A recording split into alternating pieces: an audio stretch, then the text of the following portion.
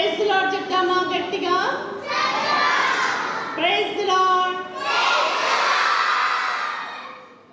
Okay, ఈరోజు మనము ఒక స్టోరీ నేను చెప్తాను.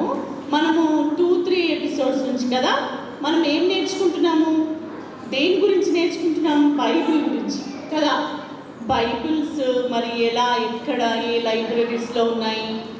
మరి ఎవరు అలర్ట్ చేయొద్దు, సైలెంట్గా కూర్చోవాలి, సైలెంట్గా వినాలి. ఓకేనా? అయితే వినండి అందరూ. బైబిల్ గురించి మనం నేర్చుకుంటున్నాం కదా. అలాగే ఒక అమ్మాయి బైబిల్ కోసం ఎంత కష్టపడింది, ఎంత ప్రయాసపడి ఆమెకు బైబిల్ దొరికింది అనే స్టోరీ ఆమె గురించి మనము నేర్చుకుందాం.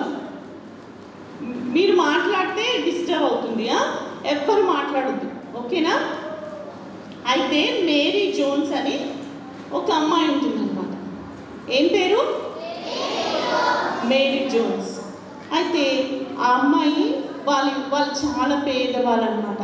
అయితే ఏమవుతుందంటే వాళ్ళ ఇంట్లో మరి ఎక్కువ డబ్బులు ఉండవు అనమాట. మామూలు ఫ్యామిలీ అనమాట, పేదవాళ్ళు అనమాట. అయితే అయినా కూడా వాళ్ళ మదర్ ఫాదర్తో, అందరు వింటున్నారా?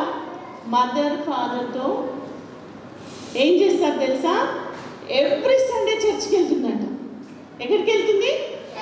చర్చ్కి వెళ్తుందంట. ఎవ్రీ సండే చర్చ్కి వెళ్తే, చర్చ్కి వెళ్ళిన తర్వాత అక్కడ పాస్టర్ గారు ఏం చేస్తారంట? బైబిల్ ఓపెన్ చేస్తారంట. ఇది ఏ పీరియడ్ అంటే, ఆ టైంలో బైబిల్స్ అందరి దగ్గర ఉండవన్నమాట.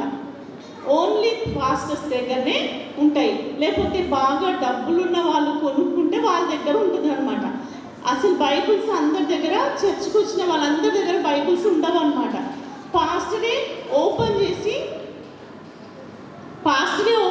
ఏం చేశాడంటే, బైబిల్ చదువుతూ ఉంటే అందరు కూర్చొని వినాలి, అంతే. మేరీ జోన్స్ అయితే చాలా ఇంట్రెస్ట్గా కూర్చొని ఆ స్టోరీస్, పాస్టర్ గారు చదివే స్టోరీస్ బాగా వినేదంట. విని ఏం చేసేదంటే తెలుసా?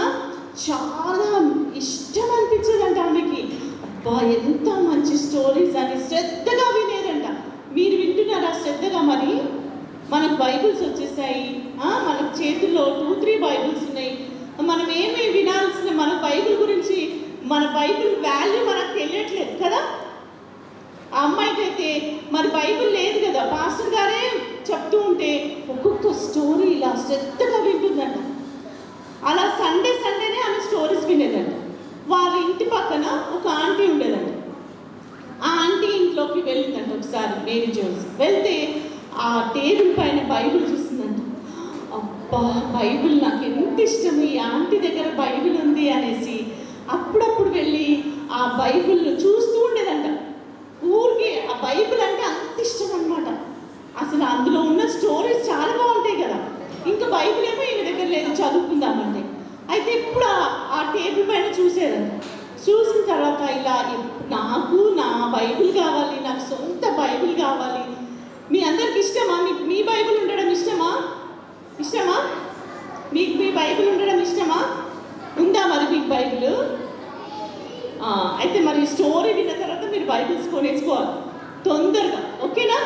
అయితే చూడండి, మేరీ జోన్స్ ఏం చేస్తుందంట, వాళ్ళ మదర్ ఫాదర్ ఎప్పుడైనా మీకు పాకెట్ మనీ ఇస్తారు కదా, ఇస్తారా?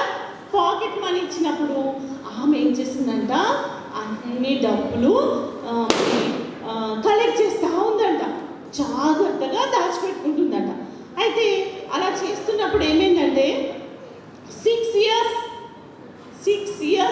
ఏం చేసిందంట, డబ్బులు జమ చేసిందంట. అలా కొన్ని అలా పెట్టిన తర్వాత అప్పుడు బైబిల్ కొనగలిగినంత డబ్బులు ఆమె దగ్గరకు వచ్చేసరికి ఆ డబ్బులు జాగ్రత్తగా తీసుకొని ఏం చేసిందంట, మరి ఎక్కడ బైబిల్ దొరుకుతుందో అక్కడికి వెళ్ళాలి అనుకుందంట.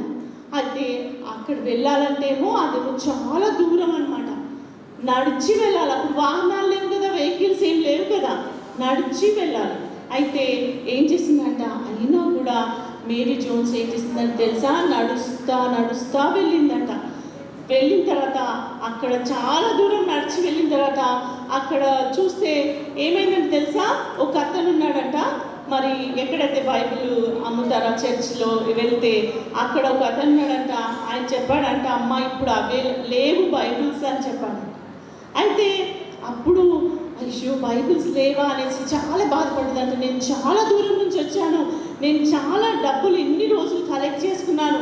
ఆమె ఎక్సైట్మెంట్ చాలా సంతోషంగా నేను చాలా దూరం నుంచి వచ్చాను, నాకు బైబిల్ కావాలి అనేసి ఆమె అంత ఆశగా అడుగుతున్నప్పుడు అతను ఏం చేశాడంటే తెలుసా, ఆయన దగ్గర ఉన్న బైబిల్ ఇచ్చేశాడు.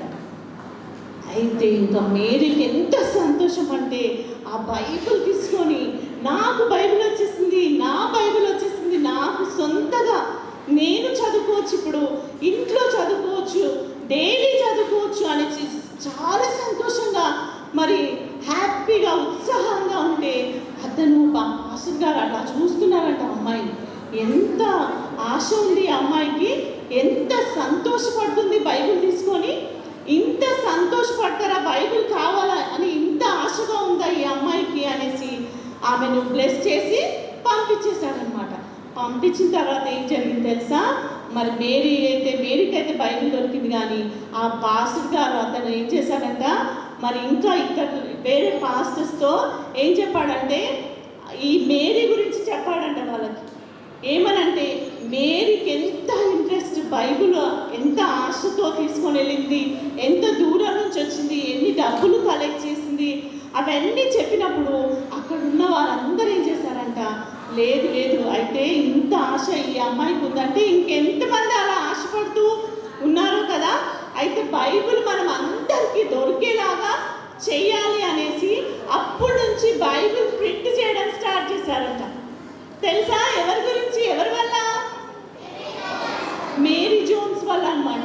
అయితే అప్పటి నుంచి ఏమైందంటే బైబిల్ సొసైటీ, బైబిల్ ప్రింట్ చేయడము, నేనైతే ఇలా తొందరగా చెప్తున్నాను కానీ చాలా కష్టమైందనమాట. చాలా సంవత్సరాలైంది. అన్ని లాంగ్వేజెస్లలో చేయాలి, తెలుగులో, హిందీలో, అన్ని లాంగ్వేజెస్లో చేయాలి కదా. అన్ని లాంగ్వేజెస్లో చేసి అందరికీ బైబిల్ అందేలాగా చేశారనమాట. అయితే ఇప్పుడు బైబిల్ సొసైటీ వెనుకాల ఎవరి స్టోరీ అంటే, ఎవరి స్టోరీ మీరు చెప్పండి?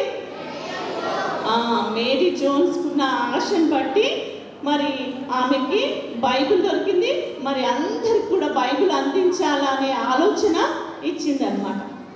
ప్రార్థన చేసుకుందామా? కళ్ళు మూసుకొని ప్రార్థన చేసుకుందామా? మరి ఇప్పుడు మీ దగ్గర మరి ఒకసారి మీరు ఆలోచించాలి, మీరు మిమ్మల్ని మీరు పరీక్షించుకోవాలి.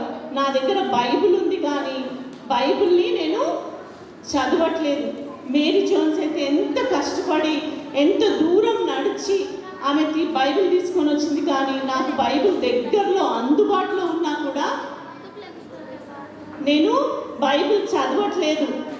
మీరు రోజు బైబిల్ చదవని వాళ్ళు ఈరోజు నిర్ణయం తీసుకోవాలన్నమాట. ఏమనంటే నేను ఈ రోజు నుంచి బైబిల్ చదువుతాను, మరి డైలీ బైబిల్ చదువుతాను, బైబిల్లో ఉన్న మాటలు నేను నేర్చుకుంటాను, స్టోరీస్ నేను నేర్చుకుంటాను అని మనం ఒక తీర్మానం చేసుకుందాం. సరేనా? తీర్మానం చేసుకుందాం. కళ్ళు మూసుకొని అందరూ ప్రార్థన చేసుకుందాం. స్తోత్రం స్తోత్రం స్తోత్రం పరిశుద్ధుడానికి వందనాలు, స్తోత్రాలు చేస్తున్నాం నాయన. అవును ప్రభా, ఎంత నా తండ్రి నాయన బైబిల్ని నా ప్రభా అన్ని లాంగ్వేజెస్లో అయ్యా నా తండ్రి నాయన ప్రింట్ చేయడానికి నా తండ్రి ఎంతోమంది ఎన్నో నా తండ్రి త్యాగములు నా తండ్రి ఎంతోమంది మరణించారు ప్రభా.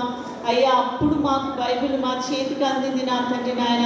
నీ జీవవాక్కులు, మధుర వాక్కులు ప్రభా అయ్యా మా వరకు రావడానికి నా తండ్రి ఎంతోమంది త్యాగం చేస్తే నా తండ్రి నాయన ఈ శక్తివంతమైన మాటలు అయ్యా మేము చదవగలుగుతున్నాము, చెప్పగలుగుతున్నాం ప్రభా. మీకు వందనాలు, స్తోత్రం నాయన. బీబీఎస్ అంతట్లో మీరుండండి పరిశుద్ధాత్మ దేవ, మీరు నడిపించండి నా తండ్రి. ఈ కెమెరాస్ కంటే కూడా పైనున్న నా తండ్రి నాయన మీరు పెట్టే పెద్ద కెమెరాలో మేమందరం కనబడుతున్నాం ప్రభా.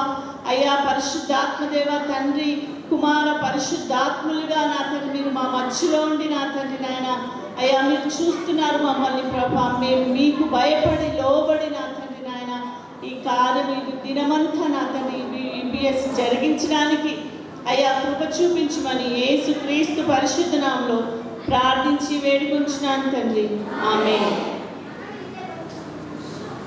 హల్లెలూయా. చెప్పలు కొడదామా?